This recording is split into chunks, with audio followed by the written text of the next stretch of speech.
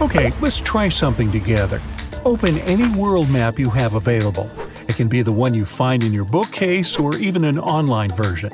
Take a look at the vast area covered by water. That's 71% of the Earth's surface. And all of that is salt water from the world's oceans. There aren't any borders between the four oceans we've all come to know.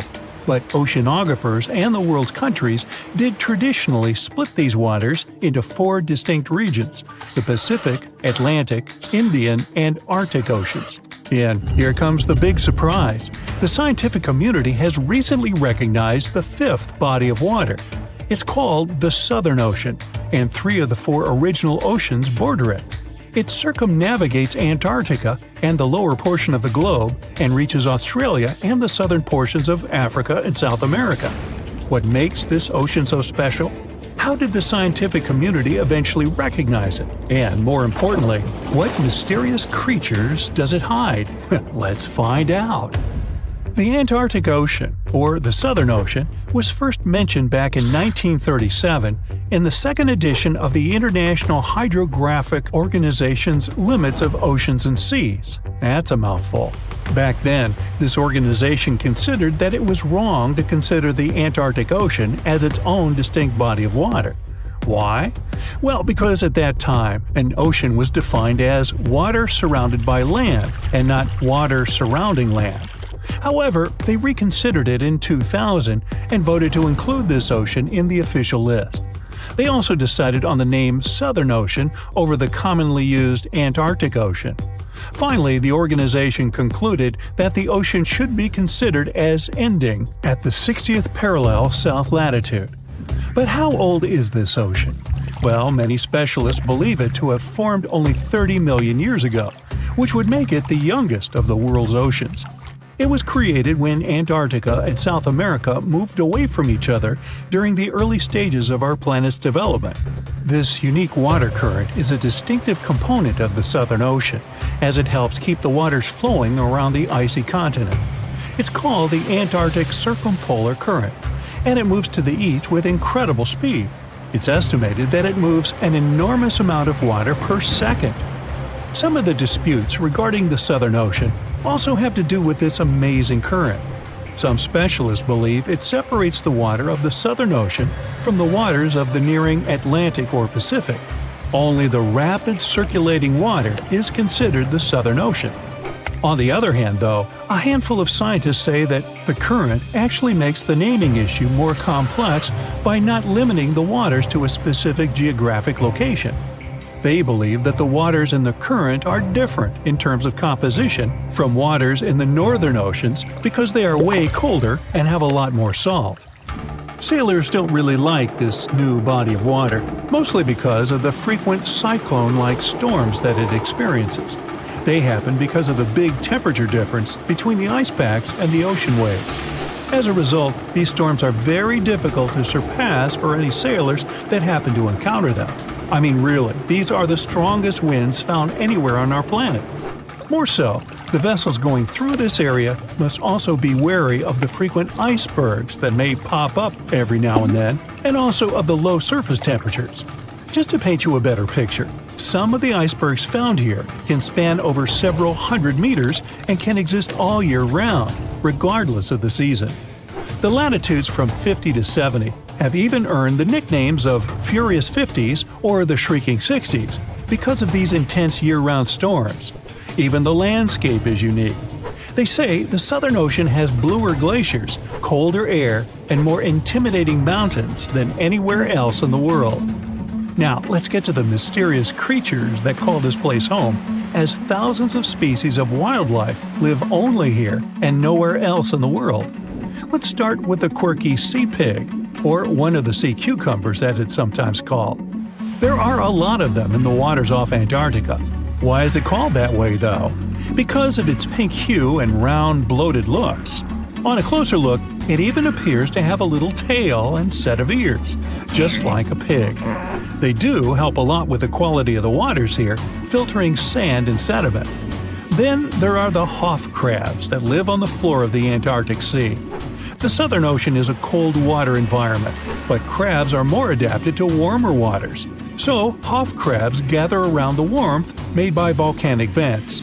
They get the needed warmth and food here.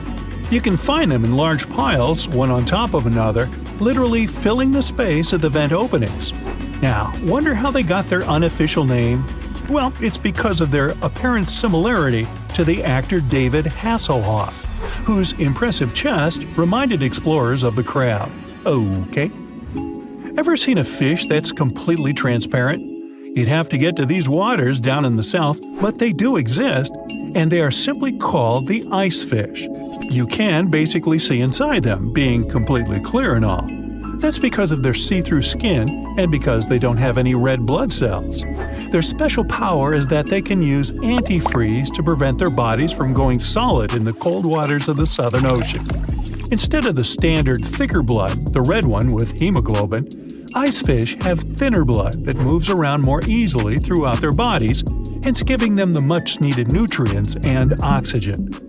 Now, is there a monster hidden in these waters? Some people believe this to be the case, and thanks to recent research, we even have video footage of it.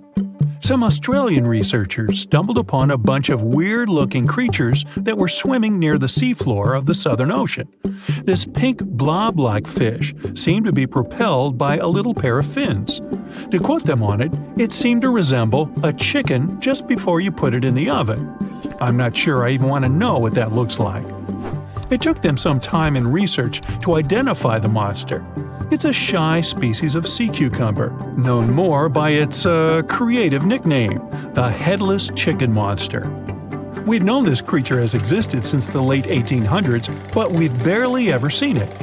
And we've only ever captured it on tape once before when it was spotted in the Gulf of Mexico, which is quite far from the waters off the coast of East Antarctica. There's so much we don't know about this creature, like how many of them exist in our waters and how they live, eat, and reproduce. Ever heard of the emperor penguin?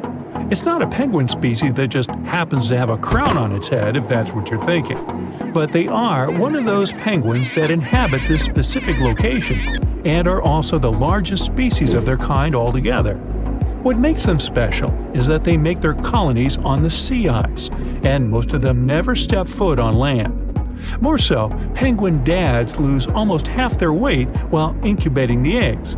They're also fascinating swimmers, able to dive deeper and longer than any other bird, up to 700 feet.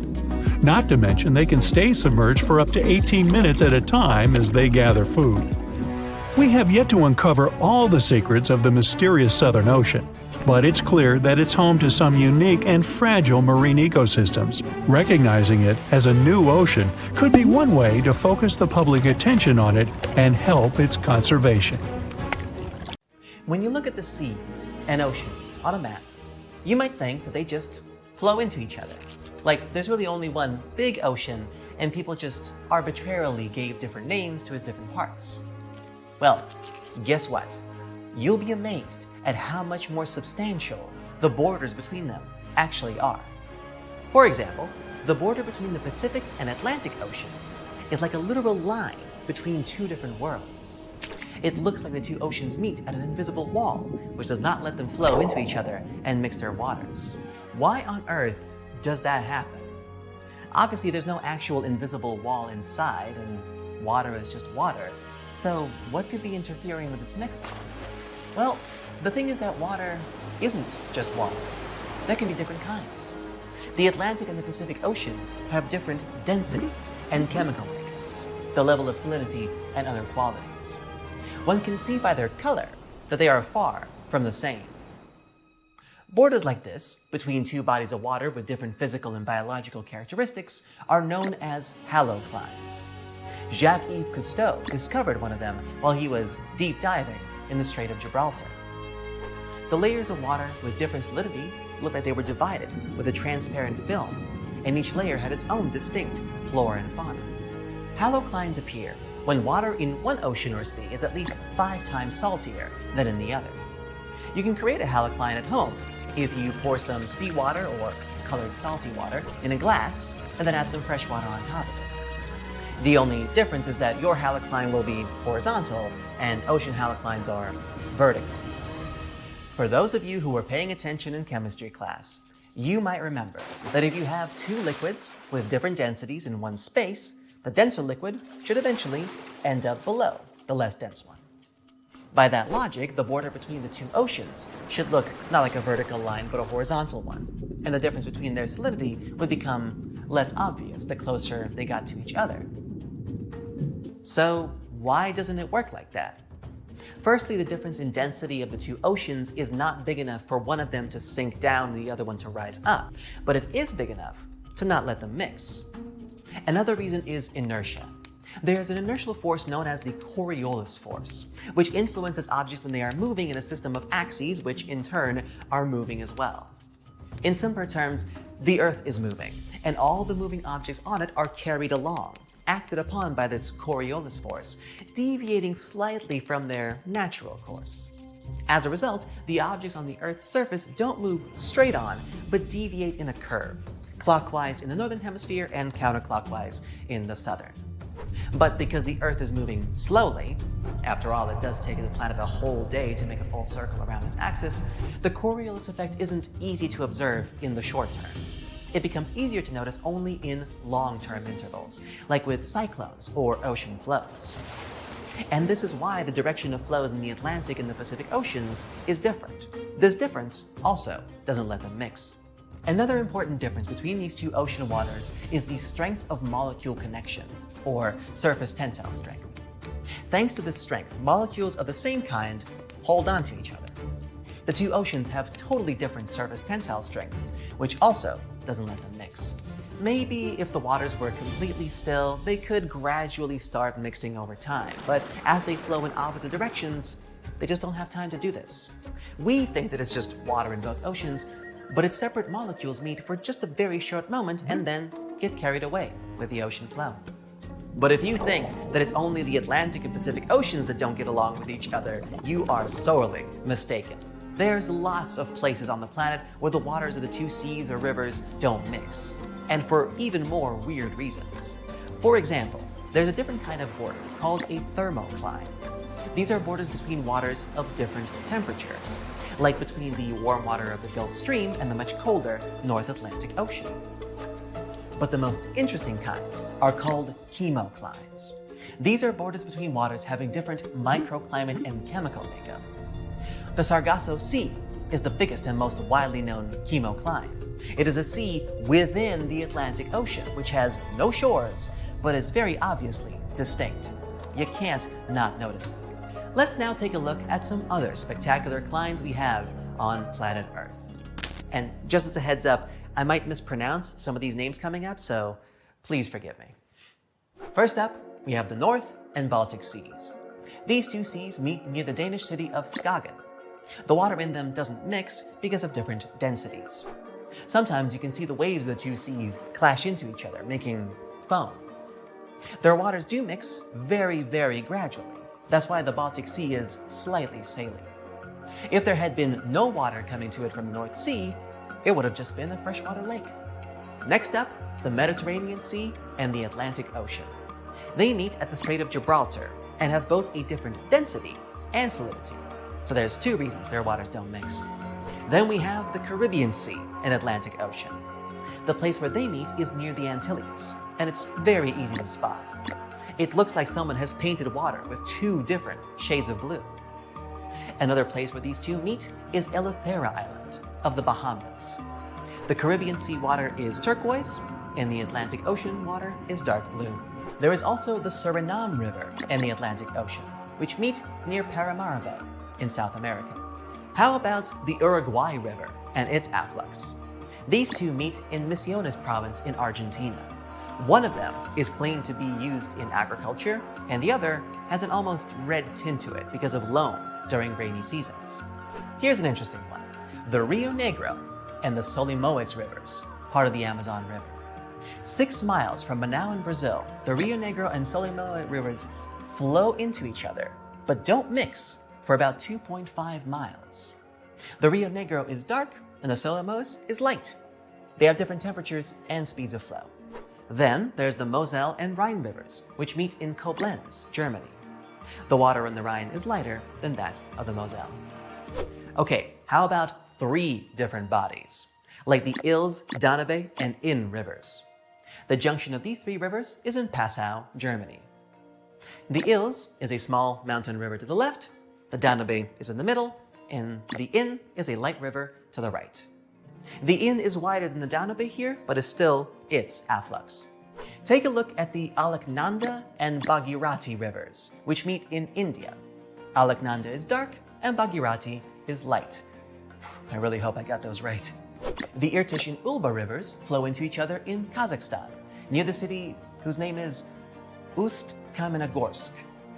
The Irtysh has clean water, and the Ulba's water is cloudy. Moving further east, the Jialing and Yangtze rivers meet in Chongqing, China. I really hope that's close at least. The Jialing is clean and the Yangtze is brown. The Irtysh River actually has another intersection with the Om River. These 2 rivers flow into each other in Omsk, Russia. Here, the Irtysh is cloudy and the Om is pure and transparent. Speaking of Russia, the Chuya and Katun rivers meet in the Altai Republic. The water of the Chuya has an unusual cloudy white color here and looks dense and thick. The Katun, by contrast, is clean and turquoise. Flowing into each other, they form a single 2-colored stream that does not mix for some time. On the other side of the globe, we have the Green and Colorado rivers. The place of their junction is National Park Canyonlands in Utah, USA. The Colorado River is brown and the Green is, well, green. The corridors of these rivers go through rocks with different chemical makeup. That's why they have such a big contrast of colors. Last but not least, we have the Rhone and Arve rivers. They flow into each other in Geneva, Switzerland. The Rhone is a pure river that flows out from the lakes of Geneva, while the Arve is cloudy and gets its water from the glaciers of the Chamonix Valley. This is by no means an exhaustive list of all the strange climes in our beautiful planet, but as you can see, it happens a lot more often than you think. These are the kinds of environmental oddities that can really teach you about the way the natural world works. If you're curious enough, of course. Thanks for watching. Oh, and let me know how well I did with the pronunciations. Constructive feedback is always helpful. A wanderer walking through a desert feels the scorching sun like never before. You can see him from afar thanks to his shining clothes. His long hoodie is covered with foil. It reflects sunlight and protects him from heat. The ground is so hot that shoe soles can melt on it. That's why the wanderer's boots are covered with heat-resistant material. A cloudless sky, barren land, and heat. But the wanderer is not in the desert. He's walking on the ocean's bottom. He doesn't know why this happened, but all the oceans on Earth dried up. It happened almost instantly, and even the greatest minds in the world don't know why. The wanderer knows only one thing. When it happened, his family was on the other side of the ocean. For several months, he's been traveling across this lifeless land, and he won't stop until he finds his family. The landscape around is spectacular. People have finally found out the secrets of the ocean depths.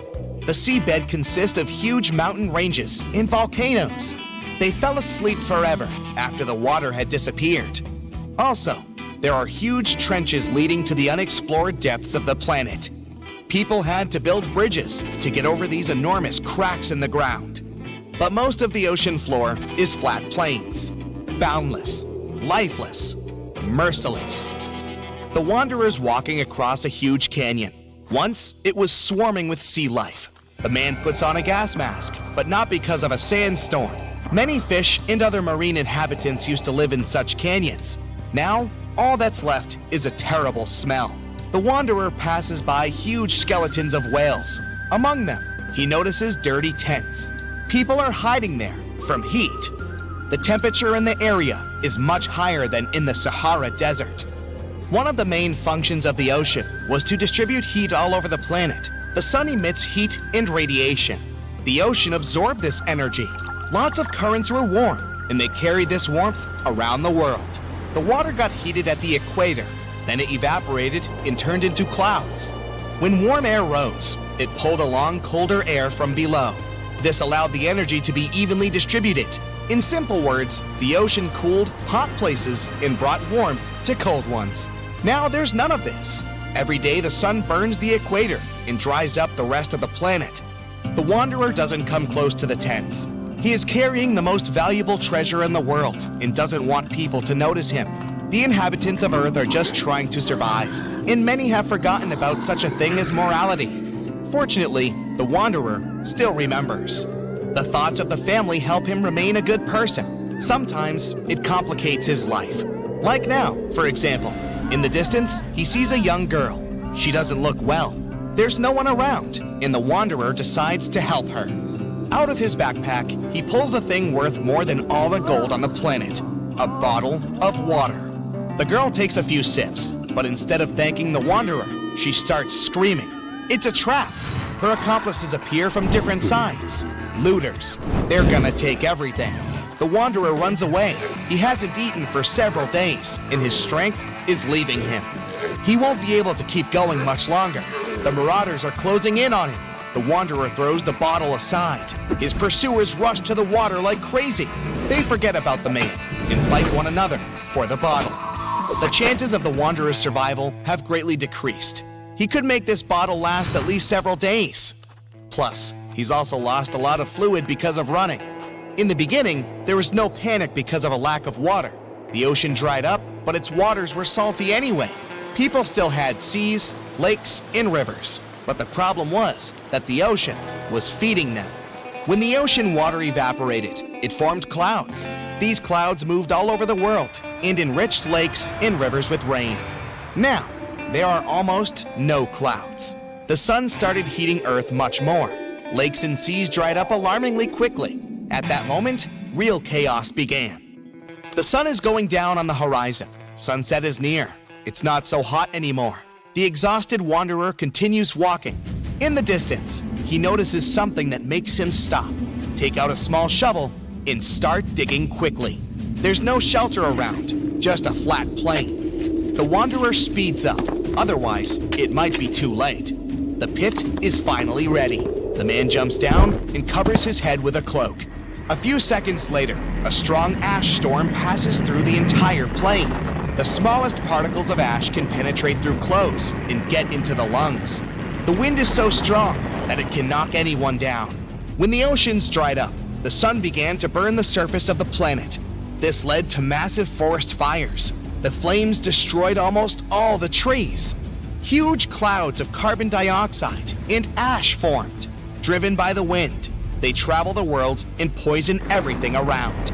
The wanderer is sitting in the pit while a terrible hurricane is sweeping over his head. He thinks of his family and slowly falls asleep. Cold wakes him up. Frosty air chills him to the bone. So it's night now. The wanderer climbs out of the pit and finds himself under bright stars. As soon as the water dried up, almost all clouds disappeared. Factories stopped working. Cars no longer emitted carbon dioxide. Thanks to this, comets and the most distant stars can be seen in the sky. The wanderer has seen them 1,000 times, but he's still not used to the breathtaking picture. It's like he's looking at the sky through a telescope. An icy gust of wind brings the wanderer back to reality. He won't survive the night if he doesn't find a warmer place. Before, nights were warmer thanks to the energy of the ocean. Now, as soon as the sun goes down, temperatures drop dramatically. The wanderer needs to move to stay warm. He starts walking faster. Soon, he notices some lights in the distance. It's probably other looters. The wanderer goes deeper into the valley. Stars and the moon illuminate his way. Unfortunately, he is running out of energy. He pulls a protein bar out of his pocket, but he needs at least a bit of water to eat it. To digest food, your body needs liquid. If the wanderer eats the bar, he'll only get thirstier. He can't walk and falls to the ground. He checks his pockets and finds a small kerosene tablet. He lights it using a matchstick. A tiny flame protects him from cold. To distract himself from thirst, the wanderer takes out an old MP3 player. He charged it during the day using the solar panels on his backpack. The man puts on headphones. Classical music calms him down. He lies on the ground next to the burning tablet. He needs to gain strength to continue his journey tomorrow. It's morning. In an hour, the sun will start burning the ground again. It's crucial to find water while he still has some time left. The wanderer inspects the territory and notices a spot where the ground is darker. In his previous life, the wanderer worked as a surveyor. He takes a few steps and touches the ground. It feels cool. There's an underground spring here. He begins to dig. The ground is getting wet. Water starts seeping out of the soil. The wanderer fills his empty bottles. Things don't look that bad anymore. It's getting a bit more difficult to breathe with each new day. In the past, phytoplankton and algae produced up to 70% of all the oxygen on the planet, but not anymore. Several days have passed. The wanderer runs out of water and food again. Fortunately, not for long. He's now walking among huge sunken ships. He sees modern aircraft carriers, liners, and even ancient pirate boats. In the distance, he spots huge mountains. The tops of these rocks are what used to be called the shore. The ocean floor is ending. The thoughts about reuniting with his family give him more strength. The man reaches the top and finds himself in the middle of a ruined city. It's empty. Where have all the people gone? Where is my family now? The wanderer asks himself. The man walks through the abandoned streets and meets an old man. He says that almost all the people who used to live here left the city and went to Antarctica. The wanderer has a new goal. He's going to get to the icy mainland no matter what. He will find his family.